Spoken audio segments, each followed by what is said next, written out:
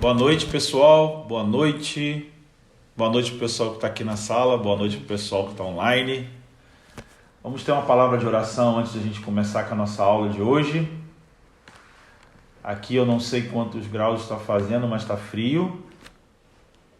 Eu não sei aonde você está aí, qual cidade que você está, se está frio, se está calor. Acho que na maioria está frio, né? Mas aqui está frio. E vamos orar um pouquinho para a gente começar a falar.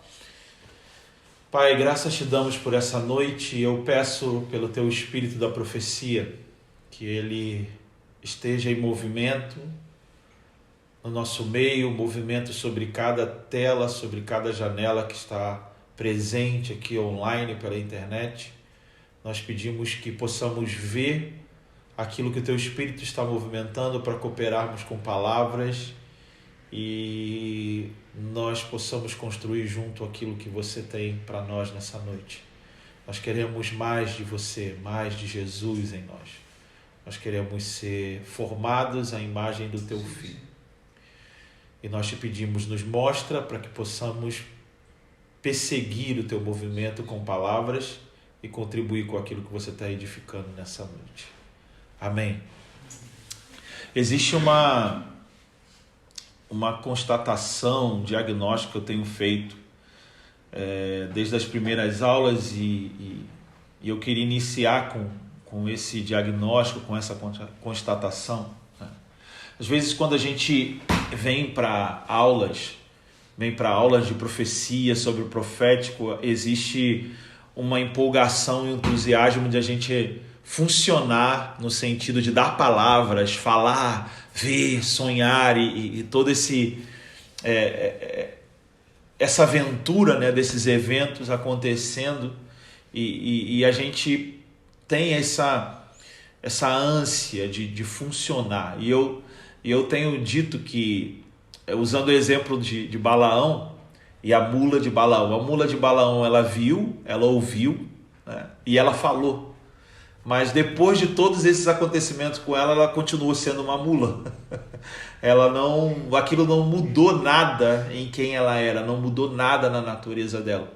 E o que eu percebo é uma necessidade da gente entender o profético como uma comunicação formativa. Aquilo que Deus quer falar tem a ver com aquilo que Ele quer formar em nós. E por isso que a gente tem trabalhado muito o contexto da palavra de Deus, as implicações do que significa, do que representa a palavra de Deus. Antes da gente torná-la pronunciável, nós precisamos ter a consciência e ter pensamentos adequados com a palavra para que haja construção, né? A profecia, em 1 Coríntios 14, versículo 3, diz que é para edificação, exortação e consolo. Então ela tem essa ideia, essa implicação de ação, de provocar ação. A edificação é uma construção e uma construção ela acontece em movimento. A construção não é todo mundo parado esperando alguma coisa acontecer. Então ela dá esse sentido de operação, de ação. Então ela é para edificar, é para a gente poder construir junto aquilo que Deus quer que a gente faça junto.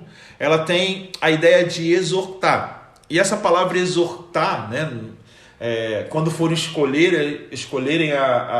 quando escolheram as possibilidades da palavra, da tradução da palavra exortar, da palavra grega, né, escolheram essa em português exortar. Então geralmente para nós exortação tem um sentido de chamada de atenção, né?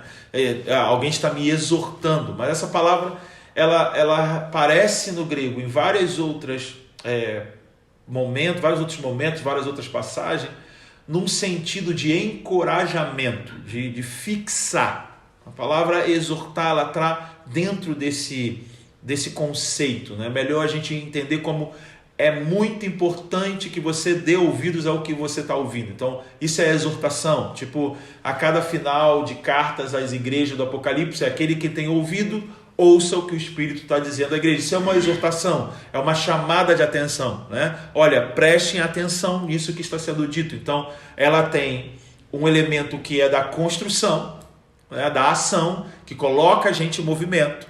e ela tem esse elemento também da fixação. Preste atenção. E ela tem o terceiro, que é o consolo. O consolo é aquilo que Deus vai favorecer quando a gente estiver em operação daquilo que a gente precisa construir ou ser formado, e quando a gente estiver dando atenção àquilo que foi estabelecido, que foi fixado. O consolo tem muito a ver com o resultado ou o refrigério enquanto a gente está na operação da edificação, enquanto a gente está procurando prestar atenção ao que foi dito. Então, a profecia ela precisa gerar esses resultados, colocar a gente em movimento. Então, quando uma palavra vem para nós, essa palavra ela comunica aquilo que a gente precisa movimentar. Ela não fala só espera porque vai acontecer. Tem esses elementos, como eu disse numa palavra, que é um consolo. Mas esse elemento do consolo, do favor que vem de Deus para a nossa vida, ele está totalmente condicionado ao que foi dito do que precisa ser operado e o que foi dito do que precisava ser fixado. Então eu não sei se está ficando claro, me ajuda o pessoal para aqui presente, está ficando claro, mais ou menos, né? Então assim, a clareza está no meio do caminho, né? Então é a ideia, a gente está começando agora, vamos lá. E a gente precisa fixar muito mais a nossa atenção nessa dinâmica que a profecia traz, do que somente eu falar alguma coisa que o Espírito me trouxe, ou eu receber uma palavra de alguém, no sentido de focar na formação, focar no desenvolvimento, focar no movimento que essas palavras provocam. Isso é ser profético, isso é de fato a profecia está em movimento no nosso meio. Então, a gente vê muito nos evangelhos Jesus e os doutores da lei, os fariseus, os religiosos da época de Jesus, citando a lei e os profetas, né? A lei e os profetas é a formação dos livros ou das palavras que ele tinha sobre Deus em relação ao seu povo. Então, a lei, que é totalmente normativa, formativa, ela é instrutiva, ela é orientativa. Então, a lei fala sobre essas funções. A palavra dos profetas é um ajuste um ajuste da relação do povo com a lei. Então, os profetas estão ali para trazer uma manutenção desse relacionamento de Deus com o seu povo, uma manutenção da aliança. Então, eles estão entre, né, o que Deus disse, como o povo vive do que Deus disse. E as suas palavras estão para ajustar essa relação do que Deus disse sobre como o povo vive. Por isso, as suas palavras ou as suas advertências é para chamar a atenção. Olha, vocês têm uma aliança com Deus.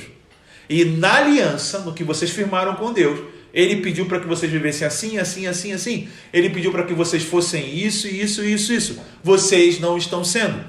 Pelo contrário, vocês estão vivendo assim, seguindo os deuses estranhos, estão vivendo de uma maneira que não representa o que Deus quer que vocês representem. Então, tem essas advertências através do funcionamento dos profetas.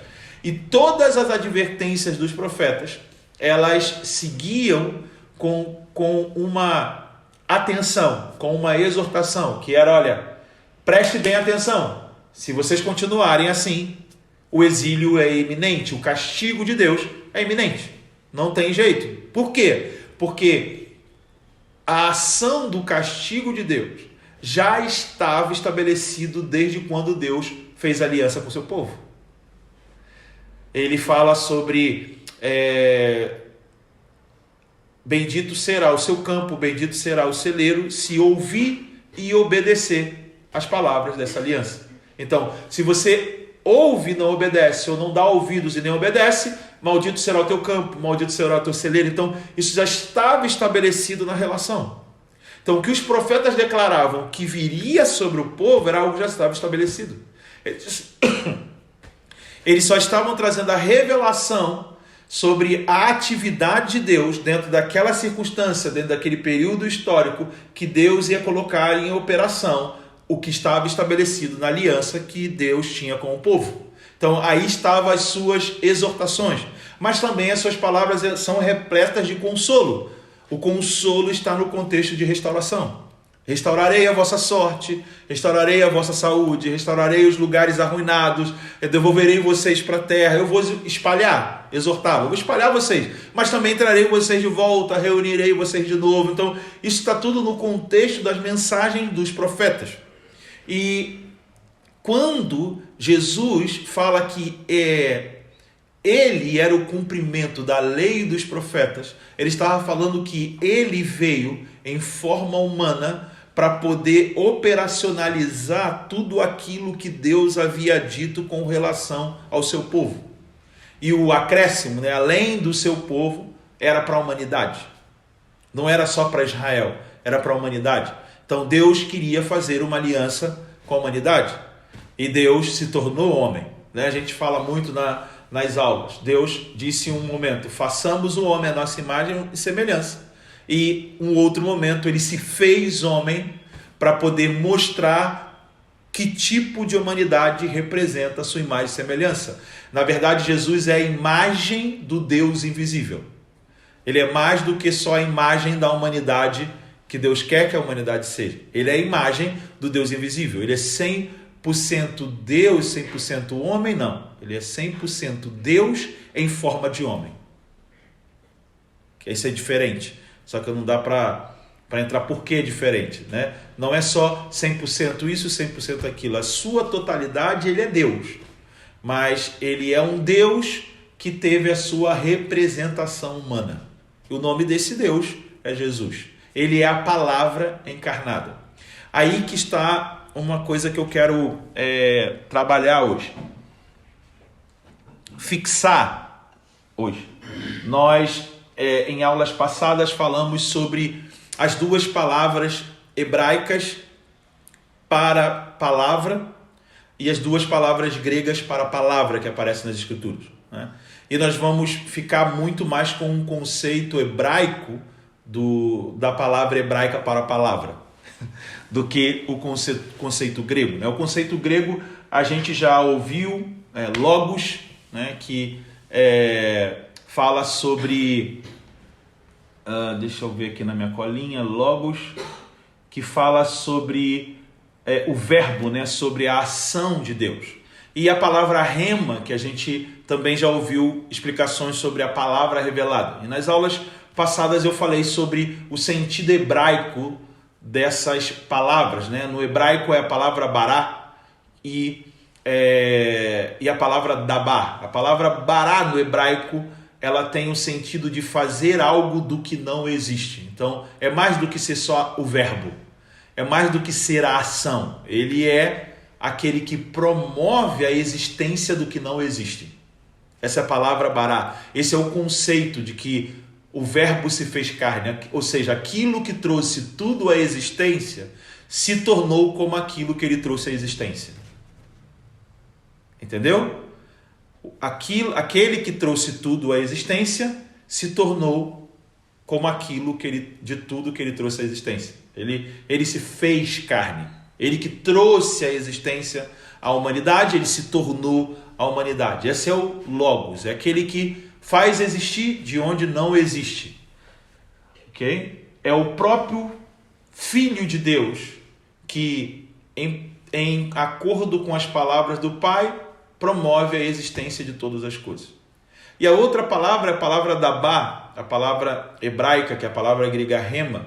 É mais do que só palavra revelada, mas é aquela voz que nos permite ouvir e que nos permite pronunciar. Ela nos une a essa ação daquele que trouxe à existência todas as coisas. Então, a palavra, ela tem a ver com me colocar dentro daquilo que Deus está operando. Ou ele me permite ouvir o que Deus está operando e me coloca dentro daquilo que Deus está operando. Por isso que se você abrir o livro dos profetas, você vai ver assim: e veio a minha palavra do Senhor dizendo. Esse veio a minha palavra do Senhor, essa palavra do Senhor é dabá. E a descrição dela para explicar essa ação é como se você estivesse andando e alguém viesse por detrás de você e empurrasse você. Então, imagina, você dá esse esse tranco, né? Então esse é dabá, quando a palavra dele vem e me causa impacto, ele me empurra, como se essa ação me colocasse para dentro daquilo que Deus está operando. E sempre que Deus está operando é trazendo à existência o que não existe. O que não existe. Então, essas duas ações da palavra, elas são operacionalizadas por meio da profecia. Então, a palavra que vem, que me coloca dentro do que Deus está operando, ela me coloca dentro como? Ela me constrói, edifica. Ela me exorta, ela me manda fixar. E ela me consola, ela me traz garantias dentro do desenvolvimento daquilo que precisa ser operado, com a atenção que eu estou dando àquilo que foi me dito. Aí está a profecia. Profecia é só um extrato da Bará e da Dabá. Por isso que Hebreus 4:12 diz que a palavra de Deus é viva e eficaz, né? Mais penetrante que faca de dois gumes, que é capaz de separar a alma do espírito, sentimentos, pensamentos, emoções, né? Que é descrito por órgãos que naquela época eram mais conceituado como os sentimentos, as emoções e os pensamentos. Então essa palavra é viva, eficaz, é a palavra que é traduzida como rema, mas é a palavra dabá. Ela é viva, ela é operante e ela é eficiente. Ela vai cumprir o que precisa ser cumprido. Ela tem uma ação, né? Ela tem um objetivo. Isso é legal porque o autor de Hebreus, ele está no capítulo 3 falando, capítulo 2 e 3, sobre como nós damos ouvido ao que nos é dito. O autor de Hebreus ele fala sobre, no capítulo 2, sobre pessoas que não se atentam ao que Deus está dizendo. E ele usa de exemplo o período da travessia do povo no deserto, que o povo não atentou para as palavras que estava sendo dita para eles. Por isso eles ficaram de fora daquilo que Deus estava promovendo para eles. Ontem eu estava ministrando e eu falei sobre isso, sobre a diferença entre dias de rompimento e tempos de cumprimento. Dias de rompimento é você sair daquilo que está te limitando. Dias de cumprimento é você se adequar para que você entre naquilo que Deus quer que você seja. São dias, momentos, tempos que requer posturas diferentes. E o povo que saiu do Egito rompeu com aquilo que limitava. Mas o povo que saiu do Egito não entrou na terra. Porque eles não cumpriram o que eles estavam sendo chamados a se formar. A gente vai ler aqui Salmo 78 e a gente vai continuar falando sobre isso. Salmo 78. Chama muita atenção esse salmo.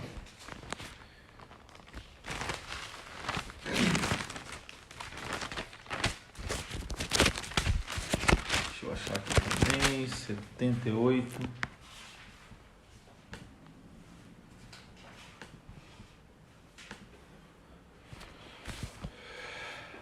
Diz assim: meu povo, escutai o meu ensino, inclinai os ouvidos às palavras da minha boca. Abrirei a minha boca em parábolas e proporei enigmas da antiguidade. O que temos ouvido e aprendido, os nossos pais nos têm contado. Não os encobriremos aos seus filhos, contaremos às gerações vindouras sobre os louvores do Senhor, seu poder e as maravilhas que tem feito. Porque ele estabeleceu um testemunho em Jacó e instituiu uma lei em Israel, ordenando aos nossos pais que nos ensinassem aos seus filhos, para que a futura geração os conhecesse, para que os filhos que nasceriam se levantassem e contassem aos seus filhos, a fim de que pusessem a sua confiança em Deus e não esquecessem das suas obras, mas guardassem os seus mandamentos. E que não fossem como seus pais, uma geração teimosa, rebelde, geração inconstante, cujo espírito não foi fiel a Deus. Até aí. Então, Asaf está falando sobre essa postura que o autor de Hebreus também chamou atenção para nós, sobre um povo que não deu ouvidos, não foi atento ao que Deus estava dizendo para eles, as instruções, as palavras que estavam vindo para eles. E Asaf reforça aqui o que está também em Hebreus capítulo 3, sobre quando ouvir a voz do Senhor, não endureça o vosso coração. Então, hoje, quando ouvir a voz do Senhor, sempre tem um hoje, que a gente precisa ter atenção para poder entrar dentro daquilo que Deus está operando. E depois vocês leem Hebreus 2, 3, 4 nessa sequência, para vocês entenderem por que ele diz que a palavra de Deus é viva e eficaz. Então, eles não entraram na terra não porque a palavra não foi eficiente e não foi operante, é porque eles não deram ouvido à palavra, eles não atentaram para a palavra. Então Deus dá uma palavra, e essa palavra que Deus dá, ela não está condicionada ao poder de Deus de fazer aquela palavra se cumprir, ela está condicionada à minha postura para que eu entre nessa palavra e o poder de Deus que está nessa palavra opere cooperando com o que Ele quer que eu faça, com o que Ele quer que eu me torne. Então não é só Deus disse, vai acontecer. Não é incondicional. Tem uma condição, eu preciso entrar nessa palavra. E aqui, no Salmo 78, cooperando com isso, diz que Deus fez milagres extraordinários. E Ele operou de maneira extraordinária para que isso fosse como um testemunho. Para que eles ensinassem os seus filhos como um testemunho. Para que a geração futura conhecesse, para que os filhos que nasceriam se levantassem e contassem aos seus filhos e pusessem a sua confiança em Deus. E Ele diz, olha, e não se esquecessem das suas obras, mas guardassem os seus mandamentos. Então, olha que interessante, tudo aquilo que o povo viveu no deserto, desde a saída do Egito, cara, é um show pirotécnico, né? O que aconteceu, e uma coluna de fogo na noite, uma fumaça, uma nuvem durante o dia te protegendo do sol. Imagina, você ter todo esse favor para que você ande da palavra que Deus deu. E mesmo assim, as circunstâncias foram minando o coração deles, e eles não davam ouvido para a palavra. Mesmo tendo um favor sobre eles, mesmo não tendo faltado nada para eles, mas eles não conseguiam se desenvolver dentro daquilo que Deus estava disponibilizando para ele. E o Asaf está dizendo aqui, olha, Deus, ele fez essas obras para que vocês guardassem os seus mandamentos. Deus é muito, muito, muito, vou dizer assim, tremendo, né? Preste atenção. Os milagres, as obras de Deus, os feitos de Deus têm um objetivo, que a gente guarde os seus mandamentos. Quando Jesus vem na terra, o Deus encarnado, a própria palavra encarnada, Jesus não veio fazer milagres, curar enfermos, expulsar demônios, para demonstrar o seu poder. Jesus fez essas operações para que a gente pudesse crer naquilo que ele falava. Dá para entender isso? Então, quando a gente fala, eu quero ser como Jesus, e na nossa ideia, trazendo como um ensino da profecia, como eu falei no início, a gente tem uma expectativa de, quando a gente fala do profético, na operação, na performance, porque a gente vem na ideia de crescer em Cristo, crescer no ministério, com a ideia de nos tornarmos heróis, de sermos como aquele herói que a gente viu no desenho, no cinema da Marvel, qual o nome da outra? DC. A gente vem com essa ideia, nós vamos resolver os problemas do mundo. Só que a gente esquece que todos esses filmes, todas essas séries, os heróis nunca resolvem todos os problemas do mundo, eles não conseguem resolver os problemas do mundo. Eu tenho por mim que nem Deus consegue resolver os problemas do mundo. Jesus não veio resolver o problema do mundo. Jesus veio estabelecer um novo mundo. Ele não vai resolver todos os problemas do mundo. Ele promete um outro mundo. A ressurreição de Jesus é a inauguração de um novo mundo. A sua morte é o encerramento de uma história, de um mundo formado pela humanidade. Logo, os problemas que tem no mundo, a gente sabe, e eu já estou careca de saber, que foram por causa da humanidade. Então, o que Jesus veio fazer? Ele veio trazer uma nova humanidade pela sua morte e um novo mundo pela sua ressurreição. Ou melhor, ele veio trazer pela sua ressurreição uma nova humanidade e um novo mundo. A sua morte encerra uma operação, um tipo de humanidade. E às vezes a gente tem expectativa de funcionar em dons e operar como Jesus operou, numa ideia que a gente vai resolver o problema de todo mundo. A gente vai resolver os nossos e vai resolver o problema de todo mundo. E a gente não percebe que todas as operações de poder de Deus têm um objetivo: gerar testemunho de Deus e trabalhar na nossa formação. Isso que está desde o Salmo 78. Ele falou: olha, isso é para que vocês ensinassem as gerações que nasceriam no futuro. Vocês experimentaram o poder e vocês podem ensinar para eles o porquê tem que viver assim. O porquê tem que obedecer os mandamentos. Por quê? Por causa do que Deus fez. Então, sempre em meio às gerações, nós estamos na expectativa de feitos de Deus. Por quê? Porque nós precisamos dele para acreditar no sentido do porquê nós temos que viver como nós temos que viver. Porque não há testemunhos de obras de Deus. E eu tenho me dado conta que eu estou ficando velho, porque eu estou vendo a distância de um derramamento que já aconteceu no nosso meio, na nossa nação, e que é distante já de vocês que têm 25, 30 anos. Já é distante. Tipo, está muito mais volátil a questão de eu posso viver sem isso, por que eu preciso buscar tanto? O que é a presença de Deus? A gente está muito acostumado com o funcionamento, o litúrgico, aquele momento, aquele culto, aquela reunião e uau, foi demais, foi muito bom. E cara, eu tenho uma coisa para dizer para você. Eu participei de reuniões em que a gente não conseguia fazer quase nada. Era tanta presença de Deus que a gente não conseguia fazer nada. A reunião era uma coisa só. Eu lembro de um domingo, nós começamos a cantar uma canção. E foi a terceira canção daquele domingo. Eu estava tocando bateria na época.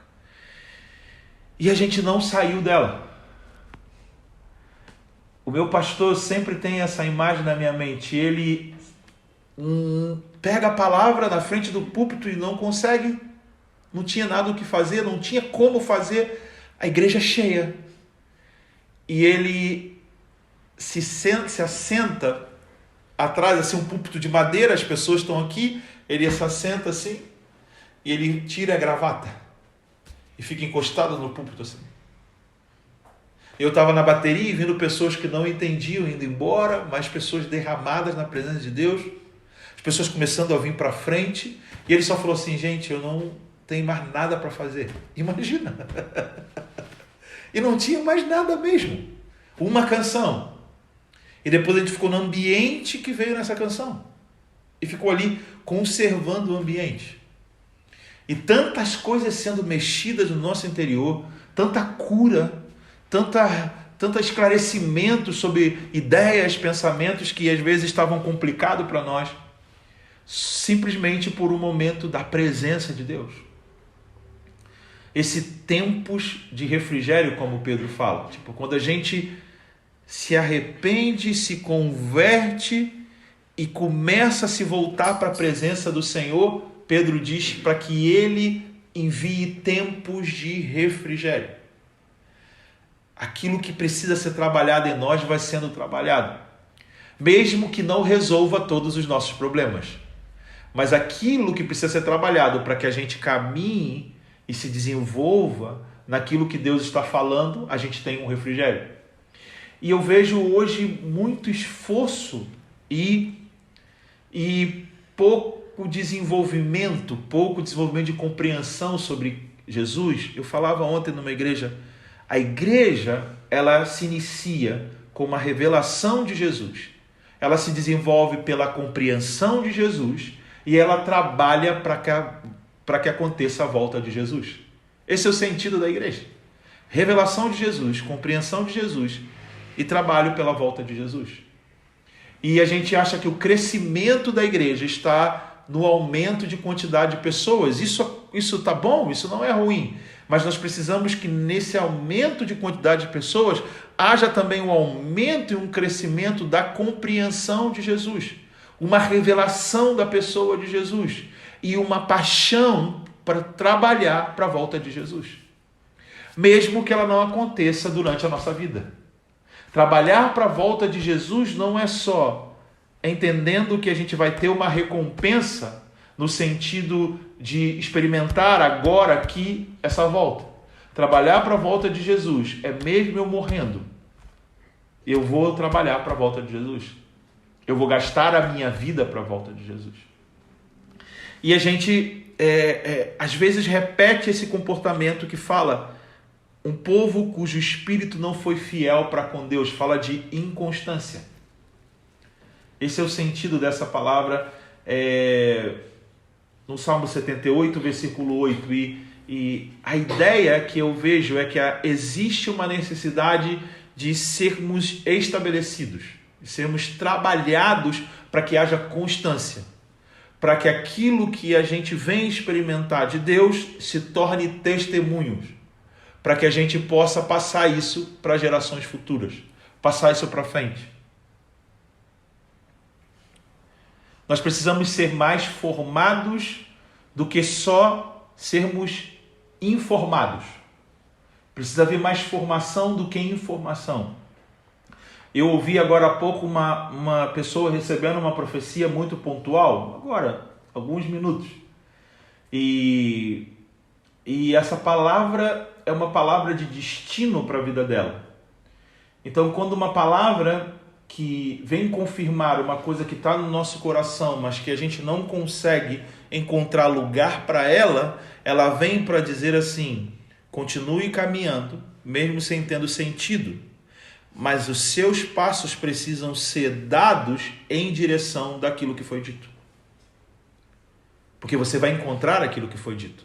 Mesmo que o caminho não pareça tão claro, o povo ia entrar na terra. O caminho não estava claro. Mas em Deuteronômio capítulo 8, Deus fala que eu trouxe vocês pelo deserto durante 40 anos para te humilhar, para te provar, para saber o que estava no teu coração e se guardaria ou não os meus mandamentos. Então, as circunstâncias contrárias, as problemáticas que a gente tem, elas são para trazer o nosso coração ao aperfeiçoamento. E o aperfeiçoamento do nosso coração só acontece quando eu reconheço a realidade do meu coração.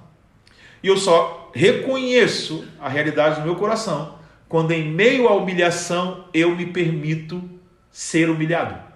Ou eu tenho uma postura humilde. Faltar água, faltar comida é uma humilhação. Eu deixei aquilo lá. E eu estou aqui agora passando por isso. Lá no Egito era melhor. Se eu soubesse, não tinha deixado. E essa humilhação era para que eles pudessem ver o coração deles. Então Deus falou: eu trouxe vocês para essas circunstâncias para mostrar para vocês o que está no coração de vocês. Então eu peço para que vocês avaliem as circunstâncias, as palavras que foram ditas já para você e como o seu coração tem se posturado. Pelas palavras ou a ênfase nas circunstâncias? Porque aquilo que eu foco é que me forma, ou me deforma, ou me deixa inconstante, não me estabelece. E o que Deus quer para nós é que a gente possa permitir ser formado. O profético é formativo, ele é formador. há uma versão, deixa eu ver se eu acho aqui, de uma passagem bíblica muito interessante. Espera aí, me dá um tempinho que eu vou consultar aqui os meus escritos, porque eu lembrei disso agora. Vamos lá, vem para mim. Pode respirar, tá, gente? Que tá aqui na sala, respira. Não precisa ficar tenso. Pode respirar. Você que está assistindo a gente online, a gente está com o pessoal aqui, a gente está tentando o maior cuidado para que essa transmissão saia para você com a melhor qualidade possível.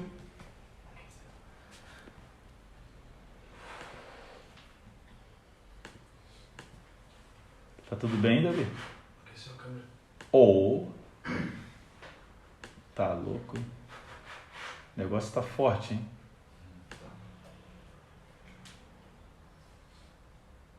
Achei.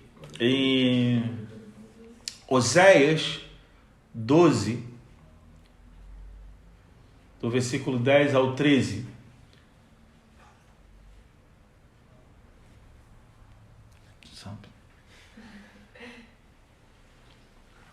Oséias 12, do 10 ao 13, fala assim: falei aos profetas e multipliquei as visões. Pelo ministério dos profetas propus comparações. Mas o Senhor, por meio de um profeta, tirou Israel do Egito, e por um profeta cuidou do seu povo. Oséias está se referindo a Moisés. Agora, olha que interessante a versão que Eugênio Peterson deu sobre essa passagem na Bíblia, a Mensagem. Tenho falado por meio dos profetas, para dar um retrato claro de como as coisas estão. Isso é muito legal. Por intermédio dos profetas, conto histórias reveladoras.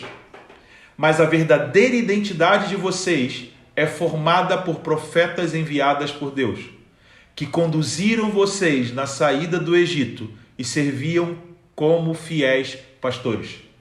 É muito legal essa versão dele. Para mim, tudo isso que a gente está falando é confirmado só com uma passagem. Ele fala: a verdadeira identidade de vocês é formada por profetas enviados por Deus, que conduziram vocês da saída do Egito. Então, Deus confiou o início da formação do seu próprio povo a um profeta, Moisés. Então, o trabalho profético é trabalhar com a identidade do povo, com a formação do povo. Deus disse que vocês são para ele isso, identidade. E eles ficam... Eles brigam porque Deus disse que vocês são isso. Vocês não estão vivendo o que Deus disse que vocês são. Vocês são isso. Então, a radicalidade do ministério do profeta não é contra pessoas. Entendeu? É em favor das pessoas. Por causa daquilo que Deus disse para elas sobre elas. Em Atos capítulo 3... Atos capítulo 3, Pedro também vai falar algo muito semelhante ao que está em Oséias. Atos capítulo 3, versículo 24, diz assim: e todos os profetas que falaram desde Samuel e os que sucederam também anunciaram esses dias: vós sois filhos dos profetas e da aliança que Deus fez com os vossos pais, dizendo a Abraão: por meio da tua descendência, todas as famílias da terra serão abençoadas. Deus ressuscitou o seu servo e enviou a vós, primeiramente para que vos abençoasse, desviando cada um das vossas maldades.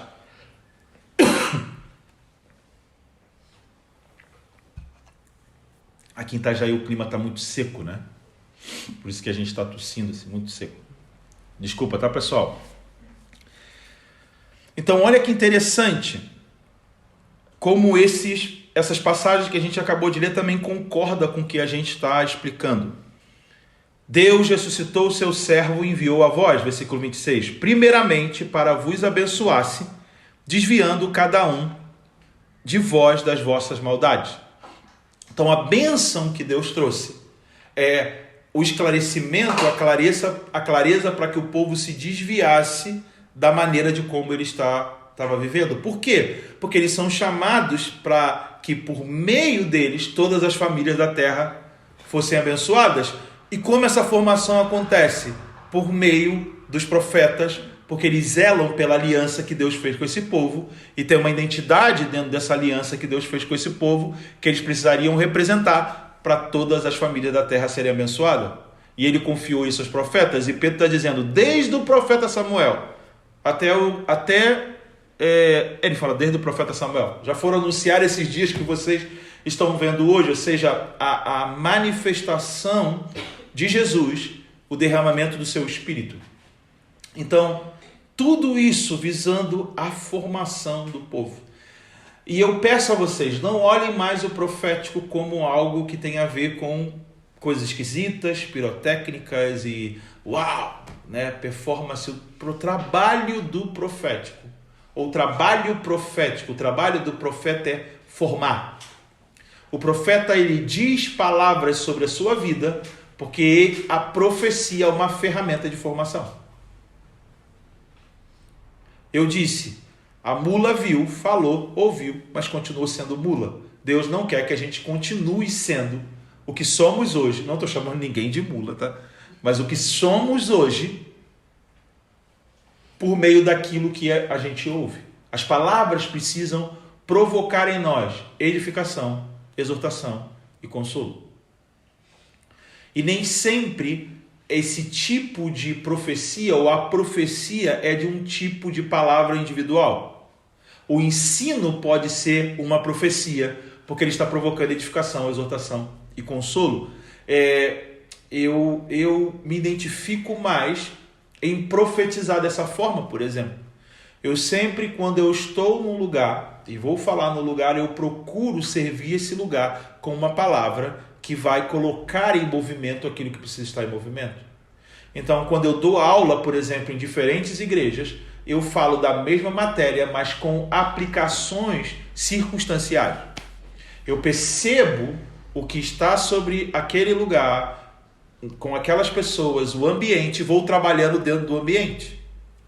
Então, se o ambiente é agitado, eu falo sobre paciência. Se o ambiente é parado, eu falo sobre aceleração, entendeu? Porque eu estou ensinando a mesma coisa, mas adequando a como as coisas estão no lugar onde nós estamos.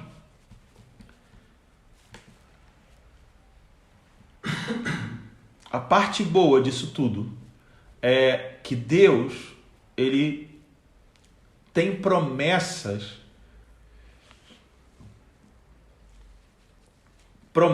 e profecias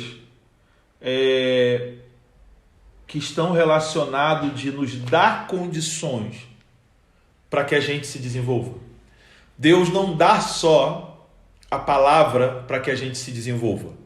Ele também trabalha em nosso querer para que a gente também se desenvolva. Por isso Paulo fala que ele opera tanto no querer quanto no efetuar. Então, quando a gente tem uma postura humilde, nós sentimos o impulso do querer. Se a gente tem uma postura de soberba, o nosso coração fechado, nós ficamos estáticos no mesmo lugar. Dá para entender isso? Porque a matéria-prima para que Deus nos molde é sermos maleáveis. E ser maleável é ser humilde. Quando Jeremias 18, Deus manda o profeta descer na casa do olheiro, Deus estava querendo dar uma imagem para que o profeta entendesse como as suas palavras estavam trabalhando na nação. Então, a nação, ela precisava ser maleável enquanto ouvia as palavras. Se ela for maleável, mesmo enquanto ela está sendo trabalhada, se quebra, ele desfaz tudo e faz o outro vaso. E aí você vai ver a sequência do capítulo, depois da visão, Deus explica. Se um povo que está andando numa maldade, ou uma pessoa andando em maldade, se arrepender, eu deixo de fazer o mal que eu disse que viria por causa daquela maldade. Se aquela pessoa, o povo, está fazendo tudo certinho, mas fizer uma maldade, eu deixo de mandar a bênção que estava prometida porque ela estava vivendo assim. Deus, ele trabalha de forma também flexível, maleável. Deus pode dizer uma coisa e, por causa da nossa postura, mudar o que ele disse. E isso é pouco percebido. Deus falou para Jonas, vá e prega a Nínive, que eu vou destruir toda a cidade. Deus destruiu toda a cidade? Não destruiu, porque o povo mudou a postura. Então nem tudo que Deus disse é estático. Às vezes Deus diz para provocar uma mudança de estrutura ou de postura. Se a gente muda a postura, a estrutura, Deus muda o que ele disse. Deus muda. Jeremias 18. Nós somos vaso na mão do olheiro. Mas isso tem a ver com a nossa flexibilidade. Se a gente for maleável. Então aquilo que pode vir para me destruir, se eu entendo como uma disciplina para me corrigir e eu me consertar, aquilo que veio contra mim se torna uma ação que potencializa mais quem eu sou. E é muito interessante, Deus fala para Israel que entregaria ele na mão dos inimigos dele. E entregou na mão dos inimigos babilônios, dos persas, mas depois Deus chama a atenção da forma de como os inimigos, se aproveitando daquilo que Deus sentenciou sobre o seu povo, machucaram Israel. Ele não deixava passar despercebido, não. Falava, olha, tudo bem, eu queria castigar meu povo, mas vocês exageraram. E por causa disso, eu vou pegar vocês lá na frente. Assim trabalha o nosso Deus. Ele trabalha sempre de forma justa. Ele sempre está procurando ajustar as coisas. Ele tem como objetivo de aplicar a sua justiça, e sobre a desobediência, a sua justiça é operada através de juízo para trazer ordem, para trazer ajuste. Sempre Deus tem esse objetivo. Ele sempre nos dá condição para que a gente experimente a transformação, a operação daquilo que ele quer que nós nos tornemos. Em Ezequiel 11:19, o profeta diz, dar-lhe-eis um só coração, um espírito novo, porei dentro deles. Tirarei da sua carne o coração de pedra e lhes darei um coração de carne. Olha que promessa linda. Deus fala, eu mesmo vou dar a vocês uma capacidade de me obedecer. Deus não só fala, me obedeçam. Ele também fala, eu vou dar a você uma capacidade de me obedecer. Eu vou dar a vocês condições de vocês viverem como eu quero que vocês vivam. Aí que está a graça de Deus. A graça de Deus não tem a ver com permissividade. A graça de Deus tem a ver com uma operação que torna possível que sejamos aquilo que Deus quer que nós sejamos. Que possamos viver aquilo que Ele quer que a gente viva. Isso é graça. Ele dá um coração para obedecê-lo. Ele dá um coração novo, como também diz a profecia no próprio livro de Ezequiel. Ele fala sobre, aqui o capítulo 36, versículo 26 e 27 de Ezequiel. Dar-vos-eis coração novo e porei dentro de vós espírito novo. Tirarei o coração de pedra e vos darei o coração de carne. Porei dentro de vós o meu espírito e farei que andeis nos meus estatutos e guardeis os meus juízos e observeis. Então olha que ele fala, ele dá estatutos, ele dá juízos, ele dá mandamento, mas ele também dá para nós uma estrutura capaz de viver aquilo que ele mandou. Isso é graça. É pura graça. Mas como eu entro nisso? Não tem como entrar nisso se não for por meio da humildade. A humildade. A humildade me coloca dentro dessa operação. A humildade me coloca para que Deus efetue em mim uma transformação da minha estrutura que me dá condições de obedecer o que Ele quer que eu obedeça. Só a humildade. Por isso que Deus resiste aos soberbos, mas dá graça aos humildes, ou seja, condições para que eles vivem aquilo que Deus estabeleceu. Deus resistir aos soberbos, essa palavra resistir é Deus trabalha contra. Por isso, Deuteronômio 8, eu trouxe vocês aqui, para que vocês vejam o que está no coração de vocês. Todo soberbo vai ver o que está no seu coração. Como ele reage. A sua reação de inflexibilidade, de dureza, de altivez, de sempre achar que está certo, como diz Deus para Moisés, esse povo é obstinado. Obrigado. Esse povo tem um coração obstinado. A obstinação é o que impede Deus de transformar e nos dar condição para que a gente se torne aquilo que Ele quer que nós nos tornemos. A dificuldade não está em obedecer o mandamento. A dificuldade está na postura que eu tenho em relação àquilo que Deus disse. Pausa para trocar ali. Para a gente respirar. Tem uma pergunta aqui. Quando pudesse. Tem a ver com esse assunto que eu estou falando? Sim. Tu acha?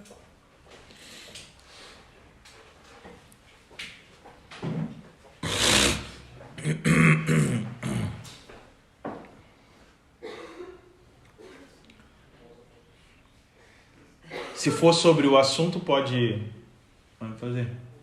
Eu te mandei. Não, pode falar. Qual a diferença entre promessas e profecia? Perguntaram sobre a diferença entre promessa e profecia. Tudo que eu expliquei foi sobre isso. Se você depois tiver tempo para assistir de novo, eu já expliquei sobre a diferença entre promessa e profecia. A profecia é a comunicação das promessas. As promessas estão relacionadas com o favor de Deus sobre aquilo que eu preciso desenvolver, tá? Mas as promessas, elas são condicionadas à postura que eu tenho diante do que Deus me disse.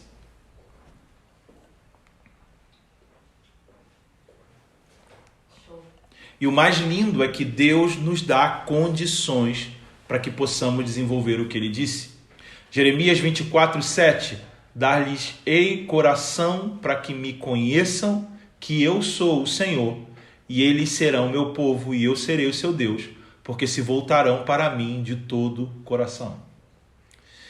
É um desejo que Deus tem, é uma paixão, um fascínio pela humanidade que é constrangedor.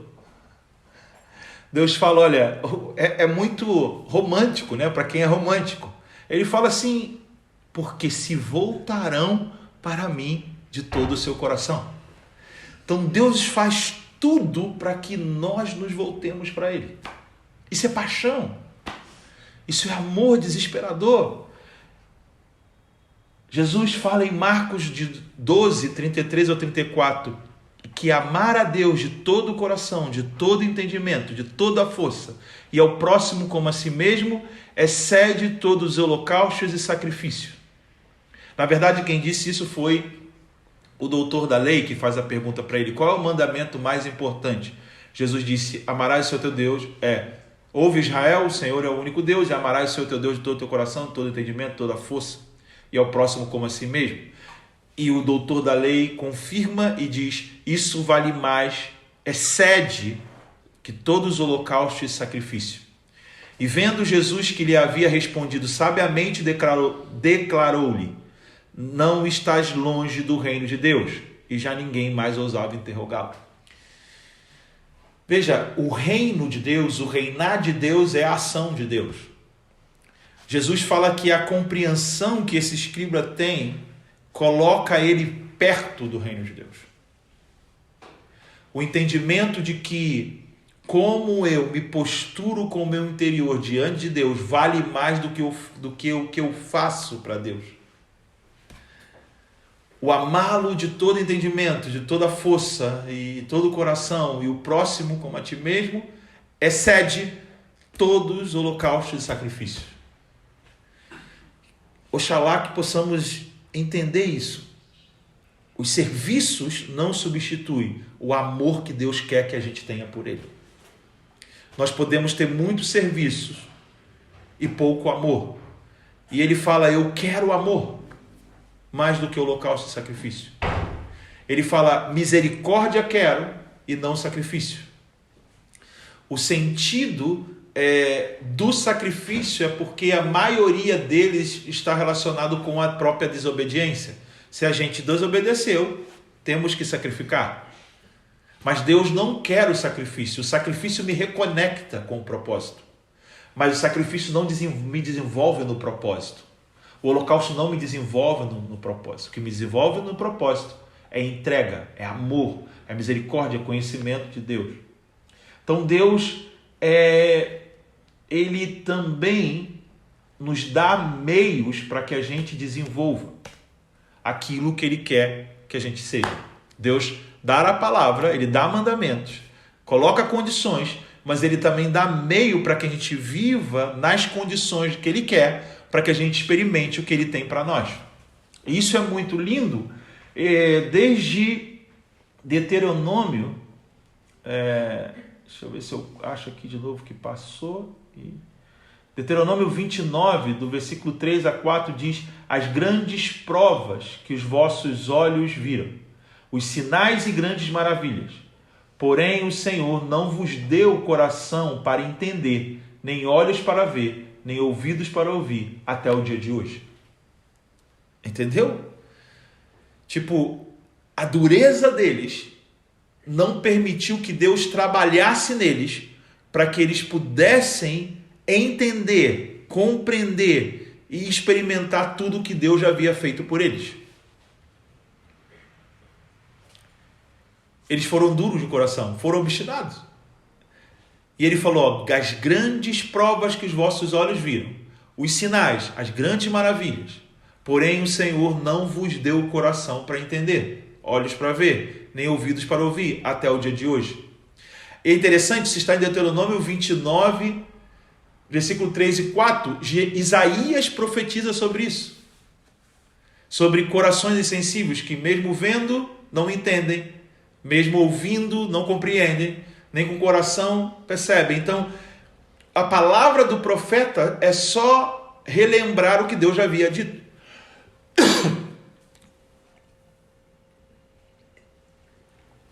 A palavra do profeta é só relembrar o que Deus havia dito, como eu já mencionei.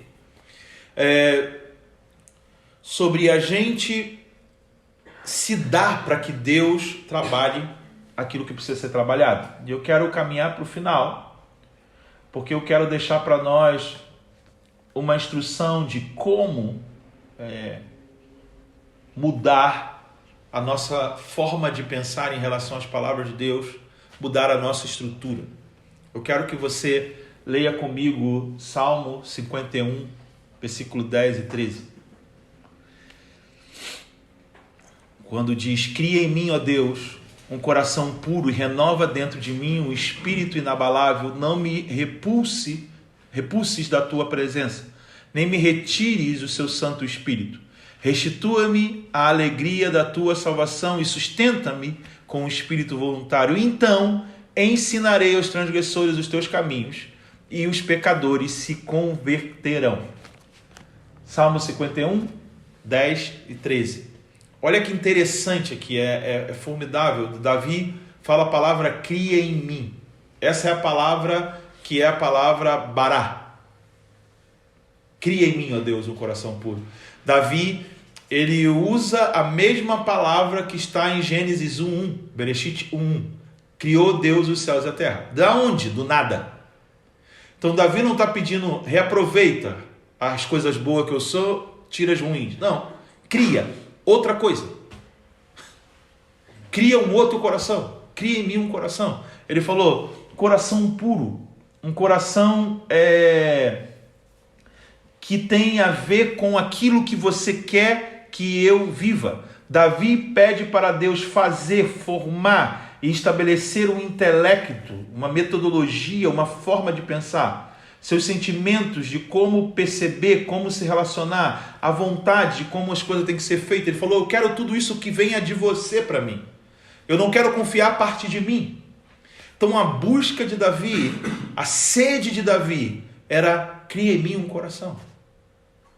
Eu não tenho esse coração, cria em mim. E é interessante, Davi pediu isso, e anos depois, o profeta Ezequiel vem dizendo o quê? Dar-vos-eis um novo coração.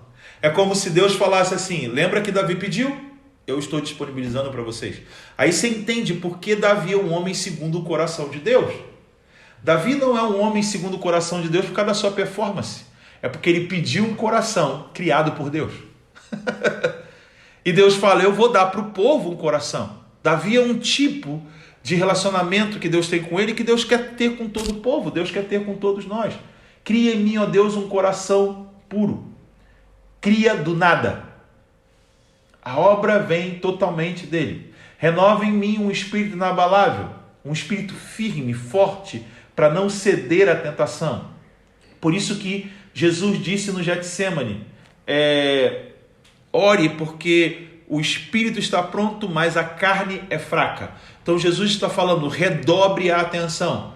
Não é orar para fortalecer o espírito, é orar para que a carne não receba atenção. Porque o espírito está pronto. Então, cria em mim um espírito firme, inabalável. O que Davi está pedindo aqui? Eu não quero dar atenção para as dores que a minha carne está sofrendo agora. Esse é o salmo que faz parte da oração dele quando ele adultera com Betseba e assassina Urias.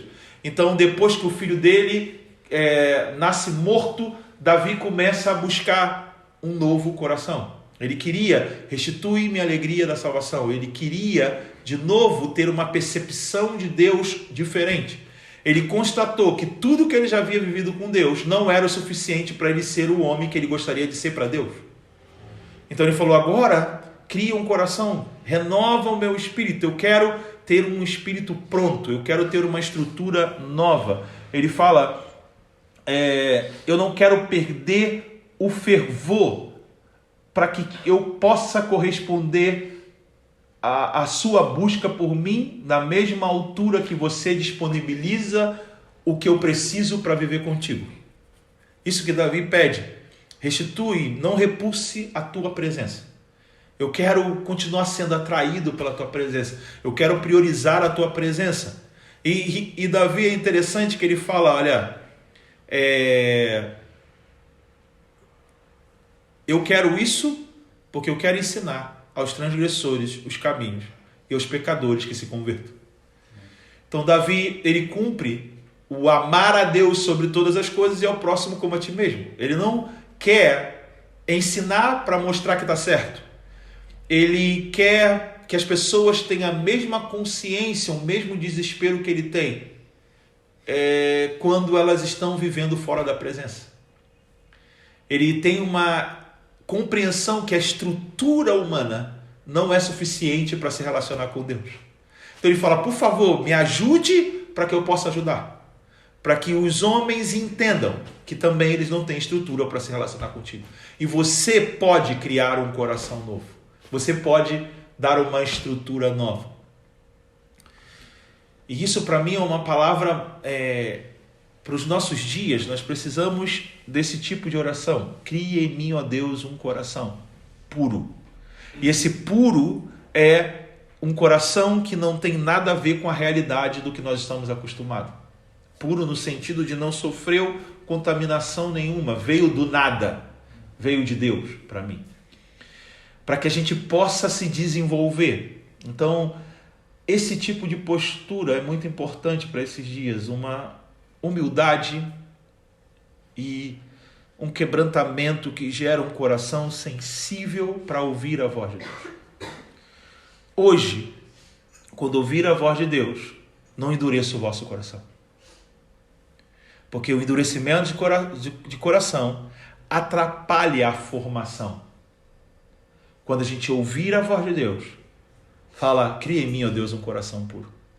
Imagina, Davi, depois do assassinato de Urias, o adultério com Betseba, ele ouve uma sentença sobre a sua casa. Ele não se revolta com Deus. Ele vai buscar um novo coração. E ele fala, não retire de mim a tua presença. Eu preciso da tua presença. Por favor, não existe sentido para a vida se eu não tiver a tua presença.